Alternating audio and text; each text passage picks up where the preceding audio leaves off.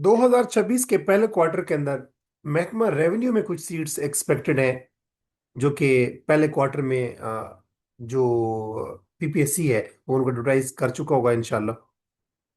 महकमा रेवेन्यू में किन किन डेजिग्नेशन की, यानी कि किस किस पोस्ट की जो सीट्स हैं वो एक्सपेक्टेड हैं, मैं इसके ऊपर बात करूंगा। दूसरे में ये बात करूंगा कि महकमा रेवेन्यू में जो सीट्स एक्सपेक्टेड हैं, आप उसका पेपर पैटर्न क्या होगा, सिलेबस क्या होगा, और महकमा रेवेन्यू के अंदर जो सीट्स एक्सपेक्टेड हैं उनका, उनके पर्क्स, उनकी प्रिविलेजेस, उनके फ्रिंज बेनिफिट्स, उनका पे पैकेज और उनकी प्रमोशन, इसको मैं डिस्कस करूंगा। और उसके लिए कौन कौन लोग एलिजिबल होंगे, इन तमाम सवालात के जवाब मैं अपनी इस वीडियो में देने की कोशिश करूंगा। सबसे पहली बात कि अगर हम पाकिस्तान के अंदर बात करें तो जो तगड़े डिपार्टमेंट है पाकिस्तान के अंदर, उसमें अगर हम देखें तो हमारी महकमा ज़राअत, जिसे हम एस्टेब्लिशमेंट डिपार्टमेंट कहते हैं, ये एक तगड़ा डिपार्टमेंट है। यानी फोर्सेस की जॉब्स, चाहे वो नेवी में हो, एयरफोर्स में हो या आर्मी में हो, तो जीएचक्यू से रिलेटेड जो जॉब्स हैं हमारी, वो बड़ी तगड़ी जॉब्स होती हैं। इसी तरह अगर हम पंजाब की बात करें तो पंजाब के अंदर जो फोर्सेज हैं, यानी कि जो हमारी लॉ इन्फोर्समेंट एजेंसीज हैं, जैसे काउंटर टेररिज्म डिपार्टमेंट है, सीटीडी, जैसे पंजाब के अंदर पंजाब पुलिस है, जैसे स्पेशल ब्रांच है। अगर हम पाकिस्तान लेवल पे बात करें तो इंटेलिजेंस ब्यूरो है, एफआईए है। ये तगड़े डिपार्टमेंट है क्योंकि ये फोर्सेज की जॉब्स हैं, बेसिकली लॉ इन्फोर्समेंट एजेंसीज हैं। अगर हम पंजाब के अंदर बात करें तो फोर्सेज के अलावा सिविलियन डिपार्टमेंट्स की बात करें तो दो तगड़े डिपार्टमेंट जो हैं, उनमें एक डिपार्टमेंट है फाइनेंस का, यानी अकाउंट्स का डिपार्टमेंट, और जो दूसरा डिपार्टमेंट है वो है रेवेन्यू डिपार्टमेंट। अकाउंट्स का डिपार्टमेंट इसलिए तगड़ा है क्योंकि तमाम डिपार्टमेंट जो है वो अपनी जो पे है वो विड्रॉ करवाते हैं अकाउंट्स डिपार्टमेंट से, तो वो मरहून मिन्नत होते हैं बेसिकली उस डिपार्टमेंट के। इसलिए अकाउंट्स डिपार्टमेंट एक तगड़ा डिपार्टमेंट है पाकिस्तान के अंदर और पंजाब के अंदर बिलखसूस। और जो दूसरा डिपार्टमेंट है, जो कि जब से वो डिपार्टमेंट बना है वो अब तक उसका स्कोप कम नहीं हुआ, और वो है रेवेन्यू डिपार्टमेंट। तो जी हाँ, रेवेन्यू डिपार्टमेंट के अंदर 2026 के पहले क्वार्टर में, इनके पहले जो 3-4 माह है, उसके अंदर सीट्स एक्सपेक्टेड हैं, और वो सीट्स हैं नायब तहसीलदार के एक्सपेक्टेड। जो नायब तहसीलदार होता है, ये 14 स्केल की जॉब होती है, बीपीएस 614, यानी कि बेसिक पे स्केल 14। अगर हम इसके बात करें कि इसके लिए एलिजिबिलिटी क्या होती है, तो वो सिंपल ग्रेजुएशन चाहिए होती है। यानी अगर आपने 2 ईयर ग्रेजुएशन की हुई है, चाहे बीए है या बीएससी है, या आपने बीएस किया हुआ है किसी भी सब्जेक्ट में, सब्जेक्ट का कोई तखसीस नहीं है, कोई भी सब्जेक्ट है, आर्ट्स का, साइंस का, कॉमर्स का, यानी आप बीकॉम है, बीबीए है, या बीएस है किसी भी सब्जेक्ट में, या आपका बीए है सिंपल, या बीएससी है, कोई भी सब्जेक्ट कॉम्बिनेशन हो, तो आप एलिजिबल होंगे। यानी कि ग्रेजुएशन जो है इसकी शर्त होती है एलिजिबिलिटी में। और अगर हम एज की बात करें तो 21 ईयर से लेकर 35 ईयर तक आप एलिजिबल होंगे इस नायब तहसीलदार के हवाले से। मिनॉरिटीज़ के लिए, खासतौर पे स्पेशल पर्सनस के लिए, जो पर्सन विद डिसेबिलिटीज़ होते हैं, उनके लिए कुछ और रिलैक्सेशन भी होती है, यानी कि 38 ईयर तक भी एलिजिबिलिटी होती है, इवन कि 41 ईयर तक भी। और अगर हम बात करें इसके सिलेबस की, तो इसका जो पहले अभी तक जो पेपर लिए जाते रहे हैं, तो वो दो पेपर होते हैं इसके। एक पेपर होता है इंग्लिश का, जिसमें एमसीक्यूज बेस्ड पेपर होता है, उसमें भी नेगेटिव मार्किंग होती है, जैसे पीपीएससी के नॉर्मल पेपर होते हैं 100 मार्क्स एमसीक्यूज के। तो एक इंग्लिश का पेपर होता है, उसमें इंग्लिश ग्रामर कम और इसकी सारे जो निटिग्रिटीज होती हैं, इंग्लिश के इफ्स एंड बट्स होते हैं, तो इंग्लिश का जो एक पेपर होता है एमसीक्यूज बेस्ड। और दूसरा पेपर इसमें होता है जनरल नॉलेज का, जो कि पीपीएससी कंडक्ट करती रहती है, 100 मार्क्स के एमसीक्यूज बेस्ड पेपर। तो जीके और इंग्लिश का पेपर जो है, इसके ऊपर ये इसका पास्ट में सिलेबस रहा है। अभी मोस्ट एक्सपेक्टेड ये है, यानी कि इट इज हाईली प्रोबेबल कि लॉ का जो पेपर है, जो रेवेन्यू लॉज है, रेवेन्यू लॉज के अंदर जैसे तहसीलदार का रिसेंट पेपर हुआ था, तो उसमें आपको पता है कि दो की बजाय, बल्कि तीन की बजाय चार पेपर ले लिए गए। तो पहले जो थे तहसीलदार के भी 3 पेपर हुआ करते थे, लेकिन इस मरतबा उन्होंने 4 पेपर कर दिए। यानी उन्होंने सबसे पहले लिया जीके का पेपर, उसमें से कुछ लोग शॉर्ट लिस्ट हुए, फिर उनका लिया गया रेवेन्यू लॉज का पेपर, और फिर जो रेवेन्यू लॉज में से जो लोग क्वालिफाई कर गए, उनका फिर उर्दू ग्रामर कंपोजिशन एंड प्रेसी का पेपर हुआ, और इंग्लिश ऐसे का पेपर हुआ। तो तहसीलदार के अब रिसेंटली जो मूव है उसमें 4 पेपर थे। नायब तहसीलदार के बारे में भी इट इज हाईली प्रोबेबल के 3 पेपर होंगे। एक पेपर एक जीके का होगा, एक paper English MCQs based paper होगा, और तीसरा पेपर लॉज का पेपर एक्सपेक्टेड है, रेवेन्यू लॉज का। अभी श्योर नहीं है, लेकिन इट इज हाईली प्रोबेबल कि रेवेन्यू लॉज जो है वो नायब तहसीलदार के पेपर में शामिल होंगे। But again I would like to say कि इट इज 50%, यानी कि 100 प्रोबेबिलिटी है कि हो भी सकते हैं, शामिल नहीं भी हो सकते।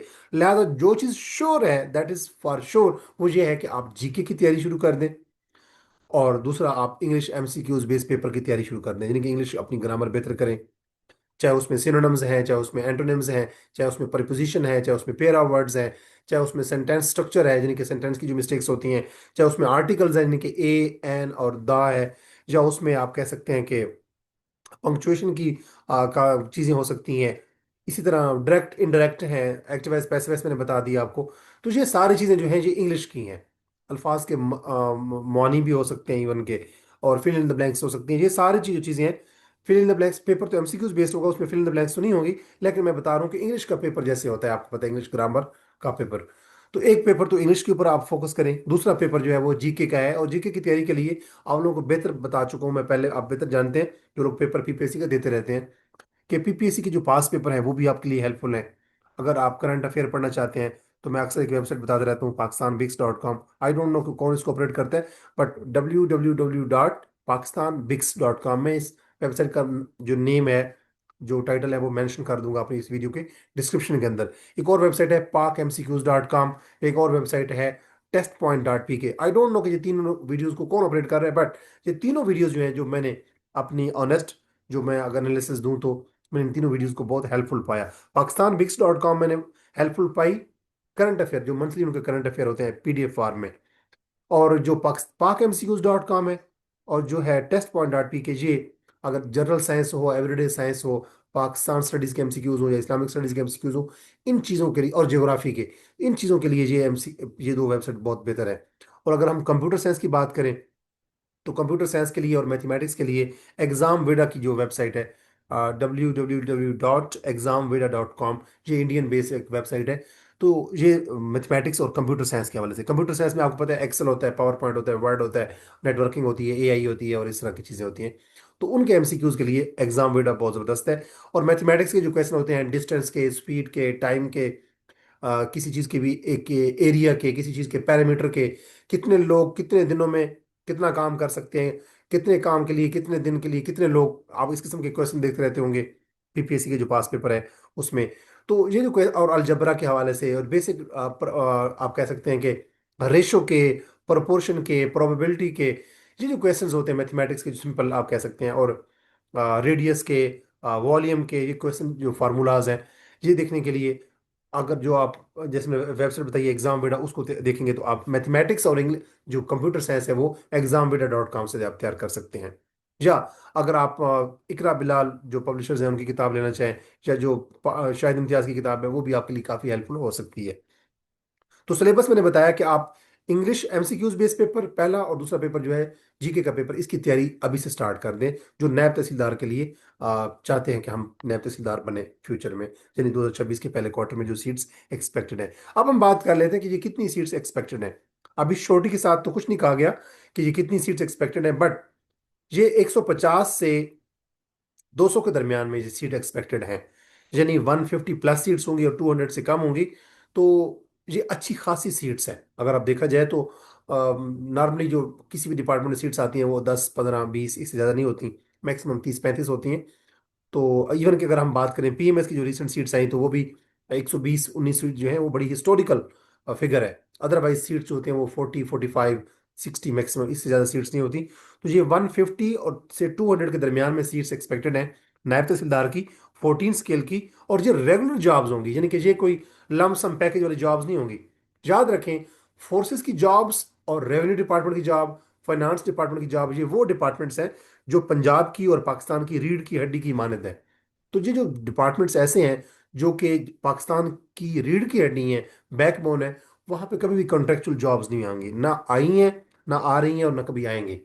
फोर्सेस में, चाहे एयरफोर्स है, नेवी है, या आर्मी है, या अगर हम बात करें पुलिस के अंदर, पैरा के अंदर, या अगर हम बात करें स्पेशल ब्रांच में, या इंटेलिजेंस ब्यूरो में, या एफआईए में, ये तमाम जो डिपार्टमेंट्स हैं, इवन के नैब में भी ये रेगुलर जॉब्स अनाउंस करते हैं। और इवन के रेवेन्यू डिपार्टमेंट में भी नैब तहसीलदार, तहसीलदार, पटवारी, ये सब जॉब्स जो होती हैं, जो वो शुरू दिन से, पहले दिन से रेगुलर होती हैं। तो 14 स्केल की जॉब्स हैं, 150 से 200 के दरमियान में सीट एक्सपेक्टेड है। कब एक्सपेक्टेड है? 2026 के पहले क्वार्टर में। आपको पता है फैब के अंदर सीएसएस के पेपर शुरू हो जाते हैं, तो 2026 के फेब के बाद, यानी कि फेब के बाद अगर हम मार्च में देखें, तो ये फेब के आखिरी वीक से लेकर अप्रैल के फर्स्ट वीक के दरमियान में, यानी कि अब मार्च का मीन जो महीना है वो दरमियान में आ रहा है, तो मार्च के मंथ में ये सीट्स एक्सपेक्टेड है कि ये अनाउंस हो जाएंगी, मार्च अप्रैल में इंशाल्लाह। तो ये पहला क्वार्टर ही बनता है 2026 का। तो ये मैंने बता दिया कि ये सीट्स कब तक एक्सपेक्टेड है, कितनी सीट एक्सपेक्टेड है, ये भी मैंने बता दिया। ये किस स्केल की सीट्स एक्सपेक्टेड है, ये भी मैंने बता दिया। डेजिग्नेशन क्या होगा, नायब तहसीलदार। शुरू दिन से रेगुलर जॉब्स हैं, कोई इसमें कंट्रेक्चुअल जॉब्स नहीं होंगी, कोई इसमें किसी जॉब कंट्रेक्चुअल है एडहॉक बेसिस में, ऐसा कोई इशू नहीं होगा। रेगुलर जॉब्स होंगी, परमानेंट जॉब्स होंगी शुरू दिन से।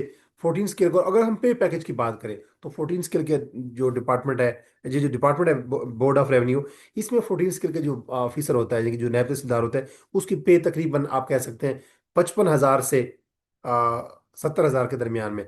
ऑलमोस्ट आप कह सकते हैं अराउंड 65, 60 to 65 इसकी, 65,000, 65K आप कह सकते हैं पर मंथ इनकी पे पैकेज होता है।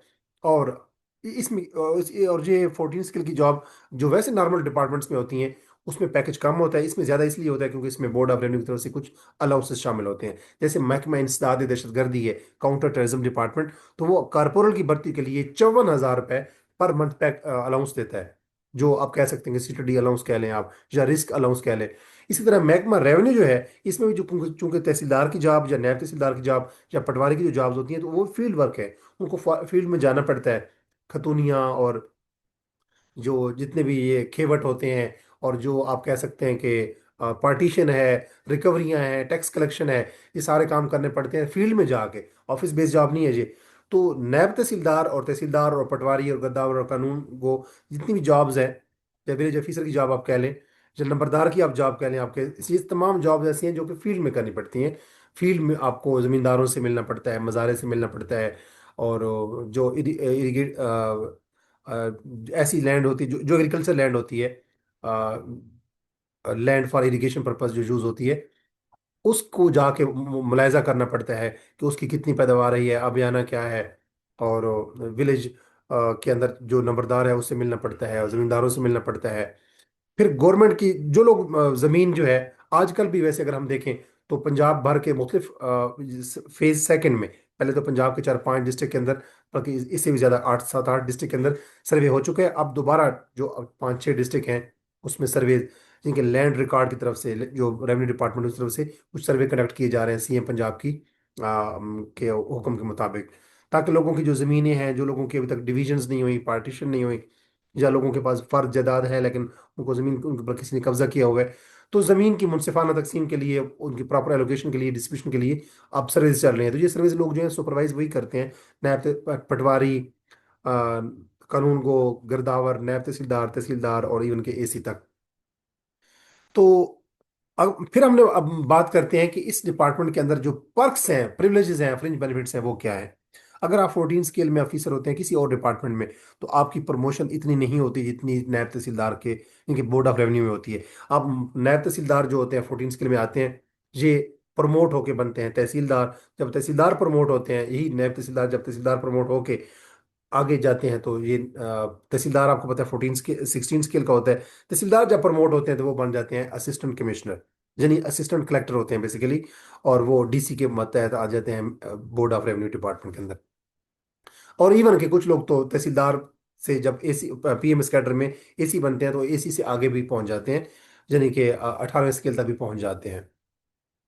और अगर हम बात करें कि इस डिपार्टमेंट के लिए जो सीट्स होंगी, उनकी पोस्टिंग कहाँ पे होगी, यानी कि जो लोग नायब तहसीलदार भर्ती होंगे, तो वो क्या पूरे पंजाब में भर्ती होंगे, पूरे पंजाब में वो जॉब कर रहे होंगे, उनकी पोस्टिंग होगी, या अपने डिस्ट्रिक्ट में या अपने डिवीजन में। तो नायब तहसीलदार की जॉब्स बिल्कुल उसी तरह होती हैं जैसे सब इंस्पेक्टर की जॉब्स होती हैं। आपको पता है सब इंस्पेक्टर की जॉब्स जो होती हैं वो डिवीजन वाइज होती हैं। जैसे पंजाब की 10-11 डिवीजन हैं, as per my humble knowledge 11 थी, उसके बाद उसमें कुछ इजाफा हुआ, लेकिन 11 डिवीजन मेरे नॉलेज में है, क्योंकि 10-11 डिवीजन है पंजाब की। तो जैसे सरगोदा डिवीजन है, मुल्तान डिवीजन है, भावलपुर डिवीजन है। इसी तरह अगर हम बात करें लाहौर डिवीजन है, रावलपिंडी डिवीजन है। तो हर डिवीजन की सीट्स नायब तहसीलदार की सेपरेट होंगी। सपोज नायब तहसीलदार की सीटें सरगोदा डिवीजन की हैं, सपोज 15 आती हैं, मुल्तान डिवीजन की सपोज 21 आती हैं, रावलपिंडी डिवीजन की सपोज 19 आती हैं। तो अगर रावलपिंडी डिवीजन की सीट्स आएंगी तो रावलपिंडी डिवीजन के अंदर जितने भी डिस्ट्रिक्ट्स आते हैं उनके लोग एलिजिबल होंगे, और उनका पूरे पंजाब के साथ बाकी कैंडिडेट के साथ कोई कंपटीशन नहीं होगा। इसी तरह अगर हम बात करें डेरा गाजी खान डिवीजन की अगर सीट्स आती हैं, तो डेरा गाजी खान के अंदर आपको पता है डेरा गाजी खान डिस्ट्रिक्ट खुद भी, डेरा गाजी खान डिवीजन के अंदर डेरा गाजी खान खुद भी डिस्ट्रिक्ट है, लिया भी डिस्ट्रिक्ट है, और मुजफ्फरगढ़ भी डिस्ट्रिक्ट है। इसी तरह अगर हम बात करें और साथ राजनपुर भी, तो ये आई थिंक डेरा गाजी खान, राजनपुर, मुजफ्फरगढ़ और लिया, ये चार इसके डिस्ट्रिक्ट बनते हैं डेरा गाजी खान डिवीजन के, as per my humble knowledge. हो सकता है कि इसमें मैं कोई मिस्टेक कर रहा हूँ। अगर मैं कोई इसमें दाएं बाएं चीज़ है या ऊपर नीचे चीज़ है तो आप उसको इस वीडियो कमेंट सेक्शन में मैसेज करके मुझे बता सकते हैं, मुझे करेक्ट कर सकते हैं। टू एर इज ह्यूमन ऑलवेज।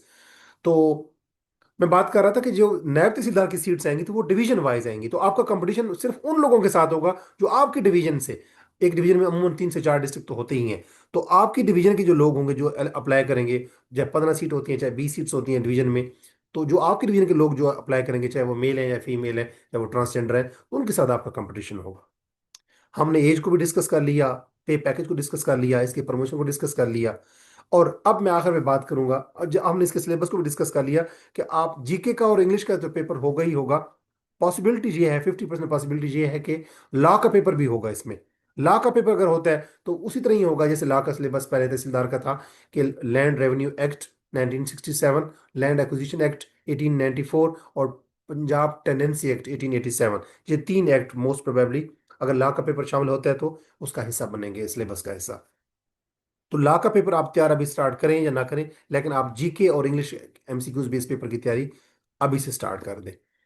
और अगर हम बात करें कि लैंड रेवेन्यू डिपार्टमेंट के अंदर जो तहसीलदार की सीट्स हैं, ये कि इनकी वर्थ क्या है, इनकी वैल्यू क्या है, तो जो पंजाब जो बोर्ड ऑफ रेवेन्यू है, यानी जो पंजाब के अंदर जो रेवेन्यू डिपार्टमेंट है, इस डिपार्टमेंट के अंदर जितनी भी जॉब्स हैं, चाहे वो पटवारी की हैं, चाहे वो कानून गो की हैं, गिरदावर की हैं, नायब तहसीलदार की हैं या तहसीलदार की हैं, ये वो जॉब्स हैं जो बड़ी की पोस्ट है। इलाके के जो बहुत बड़े जमींदार होते हैं, इलाके के जो इवन के काउंसलर होता है, इलाके का जो इवन के आपका चेयरमैन होता है उस आपकी पूरी काउंसिल का, इलाके का जो एमएनए होता है, एमपीए होता है, इलाके का जो इवन के एसी और डीसी होता है, इलाके का जो इवन के एसएचओ, और इलाके का जो आपका जो डिस्ट्रिक्ट का डीपीओ होता है, और आपकी तहसील का जो असिस्टेंट कमिश्नर होता है, आपके डिस्ट्रिक्ट का जो डिवीजन जो कमिश्नर होता है, सॉरी डिप्टी कमिश्नर जो होता है, तमाम लोग आप, चूंकि आप उनके सबऑर्डिनेट होते हैं एज ए नायब तहसीलदार, तहसीलदार, तो ये तमाम लोग आपके साथ कनेक्टेड होते हैं। तो ऐसी पोस्ट जिसमें आपका एसएचओ के साथ, यूनियन काउंसिल के नाजिम चेयरमैन के साथ, और आपका जो एसी है, डीसी है, एसएचओ है, डीपीओ है, डीएसपी है, इन लोगों के साथ जब आपके राब्ते होते हैं, और इवन के एमएनए एमपी जो पॉलिटिकल लीडर्स होते हैं आपके, जब उनके साथ आपके राब्ते होते हैं, तो then you remain no longer an ordinary person, rather you become a key figure, a public figure, an influential figure, जो लोगों के, जो अपने फैसले से, अपने पेन की लिखाई से, अपने डिसीजन से लोगों की किस्मत, अल्लाह पाक माफ करे, वैसे तो किस्मत बदलने की वाली जात अल्लाह की जात है, लेकिन आप फिर स्याह सफ़ेद के मालिक समझे जाते हैं। यूं तो स्याह सफ़ेद की मालिक अल्लाह पाक की जात है, लेकिन आपके पेन से, आपके जो डिसीजन है उससे लोगों की जो है ज़मीन, उनकी जो मलकियत है, वो आप ऑनरशिप, उनकी डिस्ट्रीब्यूशन, उनकी जो उनके तनाज़ात होते हैं वो आपकी कलम की मरहून मिन्नत होते हैं।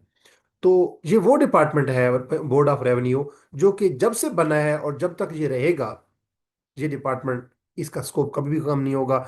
नायब तहसीलदार और तहसीलदार मिलकर अमूमन खुली कचहरियां लगाते हैं, और उन खुली कचहरियों में इवन कि आपका एसएचओ भी साथ बैठा होता है सिक्योरिटी के लिए भी। आप लोगों को जो जमींदार होते हैं वो आपके सामने बैठ के अपने तनाज़ात लेके आते हैं। तहसीलदार की बाकायदा कोर्ट होती है, तहसीलदार मजिस्ट्रेट होता है बेसिकली। तो तहसीलदार की, जब तहसीलदार नहीं होता तो नायब तहसीलदार जो है वो तहसीलदार का काम कर रहा होता है। और तहसीलदार और नायब तहसीलदार, ये आप यूँ कह सकते हैं कि ये रेवेन्यू कोर्ट को के जितने भी मामलात होते हैं, ज़मीनों के मामलात होते हैं, एग्रीकल्चर लैंड के, उसमें, और इवन के जो लोगों की रजिस्ट्रियाँ होती हैं, जो इंतकाल होते हैं, जो पार्टीशन के केसेस होते हैं, डिस्ट्रीब्यूशन के केसेस होते हैं, विरासत के इनहेरिटेंस के केस होते हैं, हिब्बा के केस होते हैं, शुफा के केस होते हैं, स्टे ऑर्डर जो होते हैं, उन सब चीज़ों को देख रहे होते हैं। तो ये वो पोस्ट है नायब तहसीलदार की और तहसीलदार की, कि जिसमें व्हेन यू बिकम अ नायब तहसीलदार, आ तहसीलदार, you become a key figure in your village, in your area, in your tehsil, and even in your district. और जब एक तहसीलदार होता है, तो तहसीलदार जब आपको पता है प्रमोट होता है, जब पीएमएस कैडर का हिस्सा बनता है, यही नायब तहसीलदार जब तहसीलदार बनते हैं, और तहसीलदार जब आपको पता है कि जब पीएमएस कैडर में जाते हैं, तो वो एक तहसील में बैठ के असिस्टेंट कमिश्नर यानी कि असिस्टेंट कलेक्टर बन जाते हैं। और एक एसी और एक असिस्टेंट कमिश्नर और एक असिस्टेंट कलेक्टर की क्या अहमियत है, आप बेहतर जानते हैं। तो अगर आप रेवेन्यू डिपार्टमेंट का हिस्सा बनना चाहते हैं, एक ऐसे डिपार्टमेंट का हिस्सा बनना चाहते हैं जिससे आप अपने फैमिली, आप अपनी कम्युनिटी, अपने विलेज, अपनी तहसील, अपनी यूनियन काउंसिल, अपना डिस्ट्रिक्ट के अंदर एक इन्फ्लुएंशियल फिगर, एक की पोस्ट पे जाना चाहते हैं, तो नायब तहसीलदार की 150 से 250 के 200 के दरमियान जो सीट एक्सपेक्टेड हैं, जो कि मार्च में एक्सपेक्टेड हैं, आ जाएंगी इंशाल्लाह। तो उनकी तैयारी के लिए अभी से आप कमर बांधें, कमर बस्ता हो जाए, जीके की और इंग्लिश एमसीक्यूज बेस्ड पेपर की तैयारी शुरू कर दें। उसके लिए मल्टीपल रिसोर्सेज आपके पास हैं। और अगर ये वीडियो आपको पसंद आई है और इस तरह की वीडियोस आप देखना चाहते हैं, तो मेरे YouTube channel English with Ajmal Khan को सब्सक्राइब कीजिए, ताकि जॉब्स के हवाले से, जॉब्स की अपडेट के हवाले से, उनके पेपर पैटर्न के हवाले से, उनके लिए किन किन बुक्स को स्टडी करना चाहिए, किन किन ऑनलाइन रिसोर्सेज को स्टडी करना चाहिए, और कंपेटिटिव एग्जाम जैसे हैं, पीएमएस है, सीएसएस है, उनके हवाले से अपडेट्स के लिए किन सब्जेक्ट्स को चूज करें, कौन कौन से रिसोर्सेज, कौन कौन सी बुक्स को पढ़े, पेपर पैटर्न क्या होगा, पेपर का सिलेबस क्या होगा, और पेपर अटेम्प्टिंग स्ट्रेटजीज, या आप कह सकते हैं कि अप्रोचेस क्या होने चाहिए, इस हवाले से, और ख़ास तौर पे ऐसे राइटिंग के हवाले से और प्रेसी राइटिंग के हवाले से, और जीके वन पेपर जो होता है जीके का, जो पीपीएससी का अमूमन होता है, और जो एफपीएससी का, उसके हवाले से यूजफुल इन्फॉर्मेशन के लिए आप मेरे यूट्यूब चैनल इंग्लिश विद अमीर खान को, अगर अभी तक आपने सब्सक्राइब नहीं किया, उसको सब्सक्राइब कीजिए, ताकि आप तक बर वक्त इंफॉर्मेशन जो है वो टाइमली पहुंचती रहे। अल्लाह नगहबान, अपना बहुत सारा ख्याल रखें, और नायब तहसीलदार की सीटों की तैयारी के लिए अभी से कमर बस्ता हो जाए। अल्लाह हाफिज।